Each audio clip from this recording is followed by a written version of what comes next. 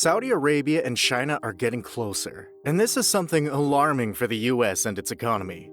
And things got even tougher when Saudi Arabia started considering yuan over dollars for Chinese oil sales. This actually showed that Saudi unhappiness is growing with the US. But what could be the reason behind it? Are Saudi Arabia and China up to something? And is it a warning to the US economy? If you want the answers to all these questions, then stay right with us, as in today's video, we will dive into these details to see what's been cooking up between the two most powerful and influential officials. Saudi Arabia has been given the status of a conversation partner in the Shanghai Cooperation Organization, bringing it one step further towards joining a China-led Asian security and economic grouping. This cooperation has several other members on board, including Pakistan, Russia, and India. It is apparent that the Saudi kingdom will be granted full membership in the SCO. But this is not it. The growing interest of China in the Middle East has sparked something in Washington, and because of this, the US economy is thought to be under pressure. So what exactly is China doing in the Middle East? In the early days of March, China negotiated a historic agreement between the two competitors, Iran and Saudi Arabia, which could dramatically reduce Middle East tensions. Saudi Arabia also considerably increased its energy connections with China in the same month, announcing a $3.6 billion deal to buy 10% of China's Rongsheng Petrochemical, supplying the firm with 480,000 barrels of crude oil each day. As the United States' conflict with China and Russia grows in a highly divided globe, Saudi Arabia and other Middle Eastern countries are preferring to broaden their global ties. However, regimes such as Saudi Arabia may be moving closer to China.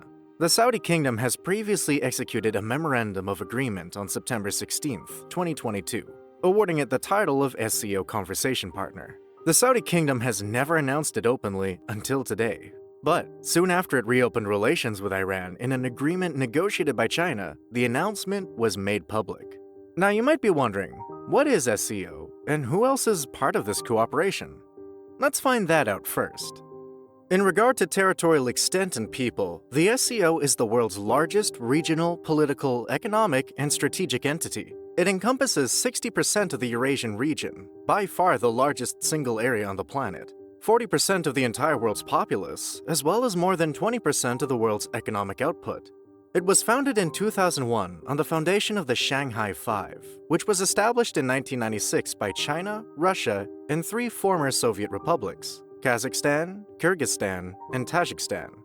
Besides its immense size and reach, the SCO advocates the concept and practice of the multipolar world, which China expects to take over by 2030. In this setting, senior Chinese government officials met in Beijing at the end of December 2021 to the beginning of January 2022, with the foreign ministries from Saudi Arabia, Kuwait, Oman, and Bahrain, as well as the General Secretary of the Gulf Cooperation Council, GCC. The primary areas of discussion during these sessions were eventually signing a China-GCC Free Trade Pact and forging deeper partnerships of strategic importance in a region where US power has begun to show signs of decline. So is it something referring to global oil politics? Well, to some extent, we can say that. The current global oil politics are fostering ideological and financial affiliations similar to the Cold War era. Russia, China, the United States, and the Middle East have formed a highly distorted global petrobloc, with each party attempting to exercise power over the other party. This domestic instability favors China in the long run, by allowing it to expand its hold in the energy sector and possibly establish the petro-yuan as a significant oil trading currency.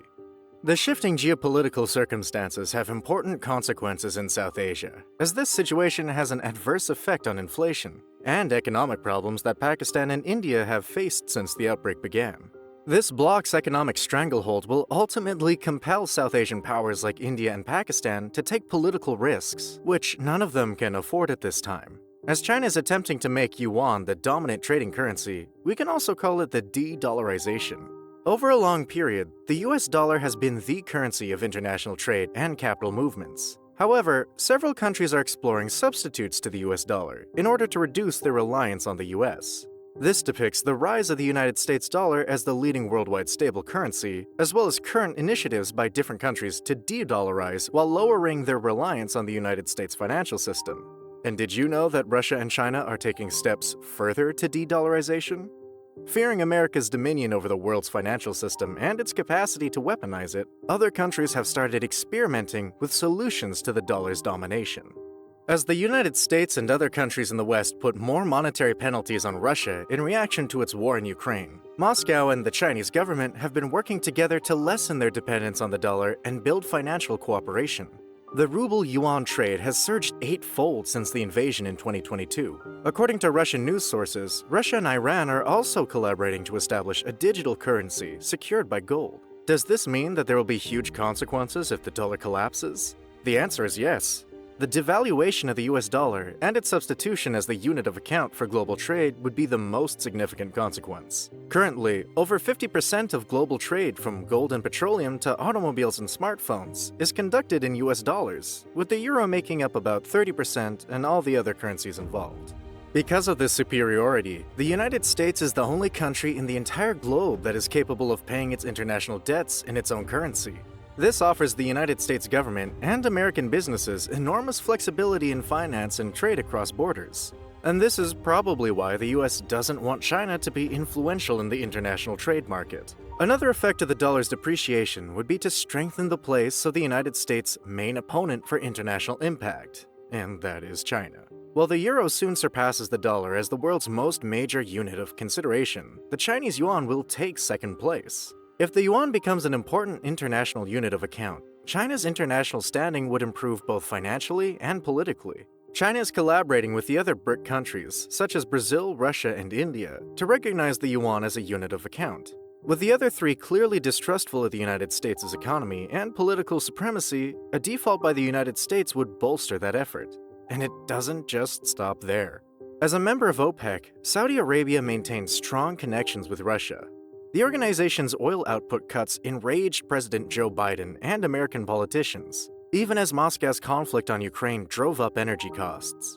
China wants to safeguard its supply of Saudi oil as it recovers from the coronavirus pandemic.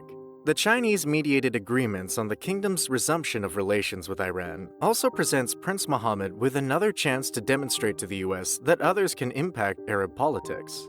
It also provides a needed relief for the prince, allowing him to concentrate on his $500 billion innovative desert smart city project called Neom in the kingdom's northwest, and the Muqab in Riyadh, a 400-meter-high, 523-yard, cube-shaped mini-city full of holographic images and performing arts centers, to serve as a new center in the Saudi capital, which is expected to cost billions more if accomplished. But will this affect other South Asian countries? Due to its comparable trading value to the US dollar, Pakistan might consider it appropriate, if not desired, to use the yuan as a medium of exchange in which to seek oil purchases. However, it wouldn't want to further damage ties with the US for fear of political seclusion. Other obstacles await New Delhi in the creation of alternate currencies for international material trading, particularly petroleum products. In order to achieve economic growth in a post-pandemic environment, India must buy more oil for its manufacturing facilities. This has preserved India as South Asia's largest oil importer this year, but it is unclear where a large percentage of this import will continue to come from. The truth is, we all don't know how much worse this whole situation gets. But if anything like what's been described happens, it wouldn't be a great thing for the US economy. What are your thoughts about this? Let us know down below. If you found this video interesting and informative, then hit the like button, share it with your friends, and subscribe to our channel. And when you subscribe, don't forget to turn the notification bell on to stay updated with the latest economic news and updates. Thanks for watching.